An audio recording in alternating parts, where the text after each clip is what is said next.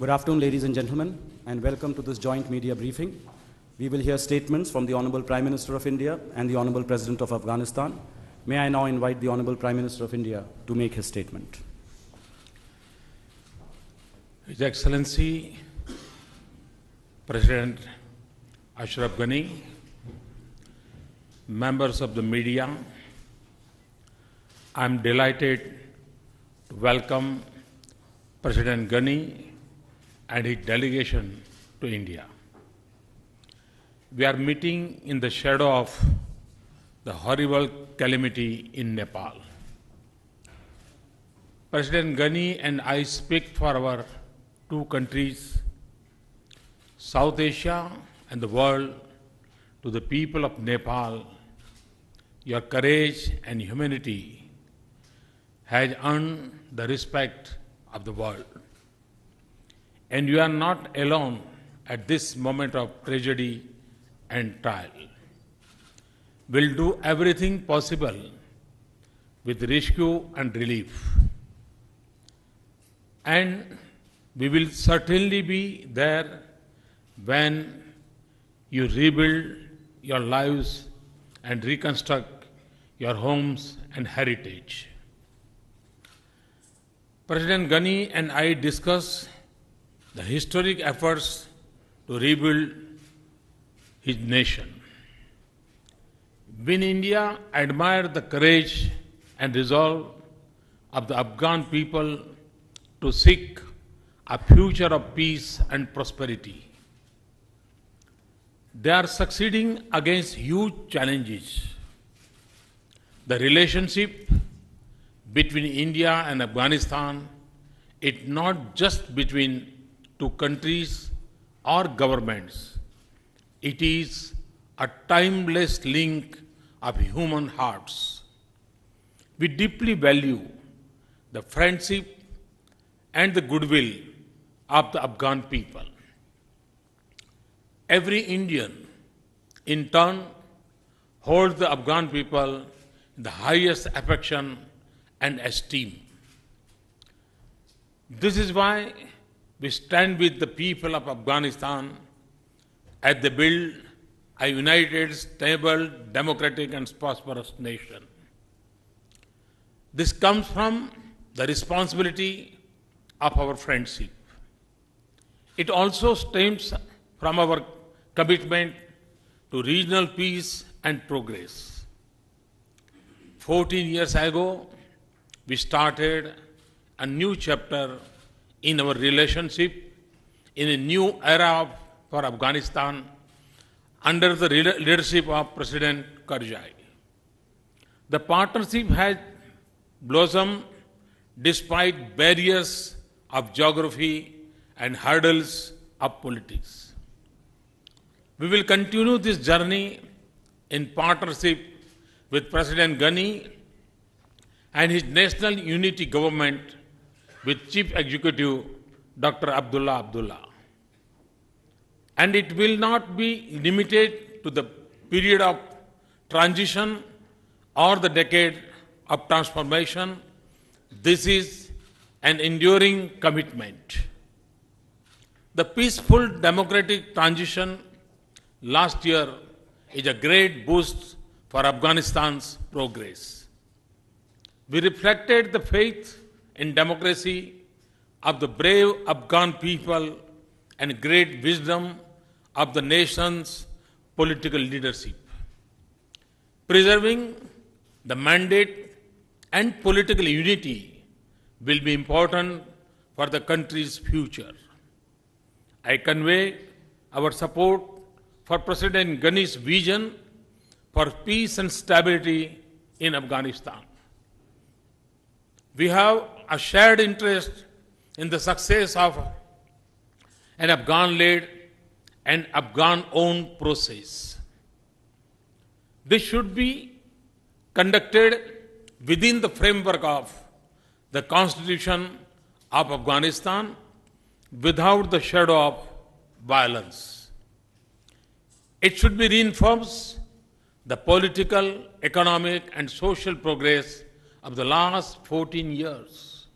And it should protect the rights and aspirations of all sections of the society, including Afghan women. Its success requires a positive and constructive approach from neighbors, including an end to support for violence. We share Afghanistan's pain over persisting terrorism and extremist violence that destroy lives and derail progress. I thank him for our cooperation against terrorism. We are deeply grateful to the Afghan security forces who protected our people in Afghanistan as they would their own. President Ghani shared his impressive vision for Afghanistan's prosperity based on its talent, resources, and location. We believe that Afghanistan's direct surface link to India and the rest of South Asia and increased connectivity to sea could turn Afghanistan into a hub that connects Asia's diverse regions and beyond. We are ready to welcome Afghan trucks at the ICP Atari. We are also prepared to join the successor agreement to Afghan-Pakistan Trade and Transit Agreement. This will re-establish one of the oldest trading routes of South Asia. I also reaffirm my commitment to take the Chabar port project in Iran forward. We will also quickly conclude a bilateral motor vehicles agreement. We will expand our development partnership, which includes infrastructure, agriculture, connectivity, human resource development, community projects, and humanitarian assistance. We will explore new trade and investment opportunities. Afghan children have a special focus in our efforts. Today, I conveyed fresh support for Habibia School in Kabul, the Indira Gandhi Child Health Care Hospital, and Red Crescent Society Fund for treatment of children with congenital heart disease. We are prepared to continue our support for capacity building of Afghan security forces. I am pleased that we have delivered 3 Cheetal helicopters to Afghanistan, which will add to the growing capabilities of the valiant Afghan forces. Excellency, Afghanistan's success is a much-deserved destiny of Afghan people. But it is also vital for the world. In the troubles of our times, it has acquired added importance. India will walk shoulder to shoulder with you and the Afghan people in a mission of global importance. Your visit has added new momentum to our partnership. Thank you, sir. Thank you, Excellency. Thank you. May I now invite the Honorable President of Afghanistan to deliver his statement. Bismillahirrahmanirrahim. Honorable Prime Minister Modi, the distinguished Indian delegations, member of the press, first of all, let me express my deepest sympathies to the people of Nepal. I've had the pleasure of visiting Nepal repeatedly. I've walked those mountains, once a 180-kilometer route and once a 200. I've engaged intensely, and in this hour, I salute, like you, their courage, their resilience, their determination. And your leadership and marshalling SARC resources in this crucial hour are reassuring to the people of Nepal and to the people of the region. Natural disaster does not respect boundaries, and I hope that with the launching of the satellite, the SARC satellite, that is one of your initiatives, we'll be able to predict, prepare, and deal much more effectively with natural disasters and changed environmental conditions, because we must bring the potential of the SAARC, that is still the least economic integrated region, yet with the most potential, to the fore, and all of us joining forces to make SAARC an economic reality would be an extraordinary step forward. India and Afghanistan are bound by a million ties through millennium. Our ambassador was telling me that there are an estimated 13 million people in India who claim descent from Afghanistan in various parts. Yesterday, I had the pleasure of meeting with people who, after 200 years of living, speak still Pashto or Dari of absolute pure cadence. That is an indication of the ties that we have had, and the past here is a guide to the future. Other regions need to overcome their past in order to build a future. We can build a future based on appreciation of our past. Afghanistan was a roundabout, a place where ideas, people, goods came and flowed from South Asia to Central Asia to West Asia.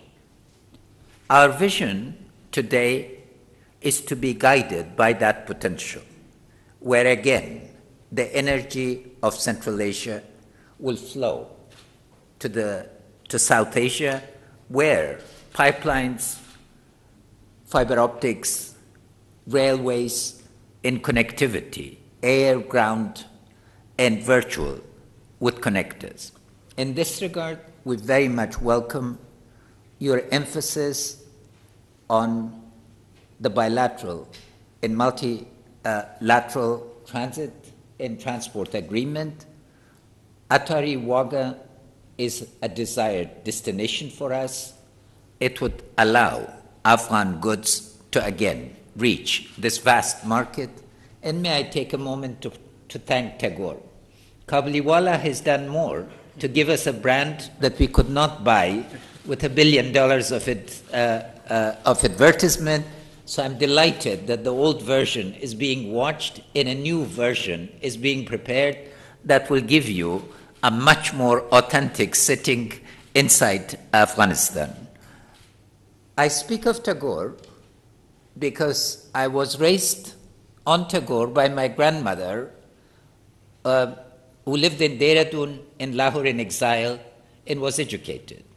And those are the personal type of ties.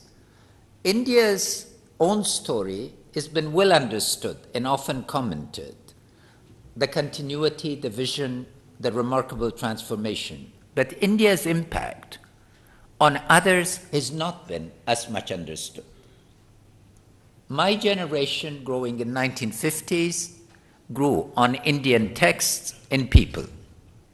Abul Kalam Azad, Mahatma Gandhi, Jawaharlal Nehru were not names, but ideas, people, leader.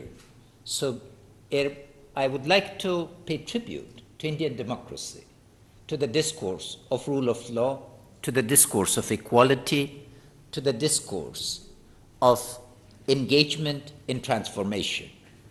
That is where we join together, because Afghanistan's quest is for democracy. We have, through the formation of the Government of National Unity, and let me convey the best regards of Dr. Abdullah and the Vice Presidents and other members of the Cabinet who are not here, as well as the Afghan nation, to you. Our political statecraft has shown that divisions of the past are not going to be the confining limitations of the Afghan imagination. The formation of the Government of National Unity is a tribute to the desire of the people for unity. Peace, Mr. Prime Minister, is our significant goal, because the shadow of terror haunts our children, our women, our youth. What people in the rest of the world take for granted, namely for a young girl to go from home to school in return, is still an exception to us. Terror must be confronted and must be overcome. We are determined to make Afghanistan the graveyard of terror. Our will must not be underestimated, and we will not be beaten into submission. But terror, if it's to be contained, and if the disease is to be cured, root, stock, and branch, requires a regional framework of peace and cooperation. We are determined to change the regional nature of cooperation. Against all forms of violence, what is essential is that the state system in the region rises to a new understanding. Terror cannot be classified into good and bad. It cannot be differentiated. We must have a unified approach. We must be united both in the region and globally to contain this phenomenon. That is the legacy, in Afghanistan today is fighting the battle against terror on behalf of all our partners and neighbors. And we appreciate your moral support and your understanding of our quest for containment. I would like to also express thanks for India's very generous assistance. Over $2.2 billion have been spent, a most significant part of which is in the formation of the human capital. We have 13,000 Afghan students today in Indian universities. And this, of course, will be the ground for formation of new ties and expanded ties that would enable generations to come. And your support in this regard, in the intensive discussions that we've had to turn the potential of Afghanistan into an actual reality, is highly appreciated.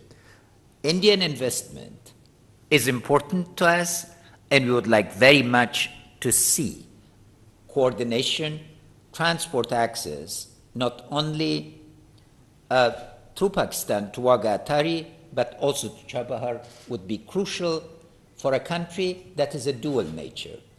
Landlocked, if you look at geography, a land bridge, and a roundabout, if you look at political economy.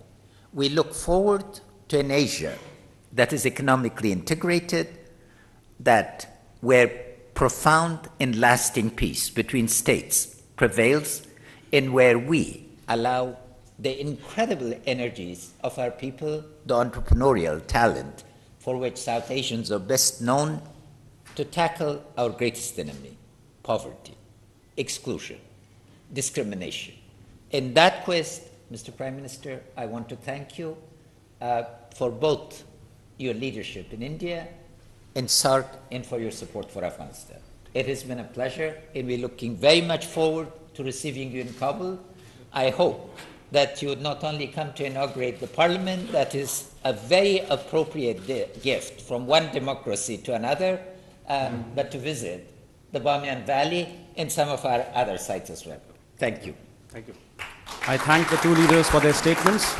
Ladies and gentlemen, this concludes the joint media briefing. Thank you.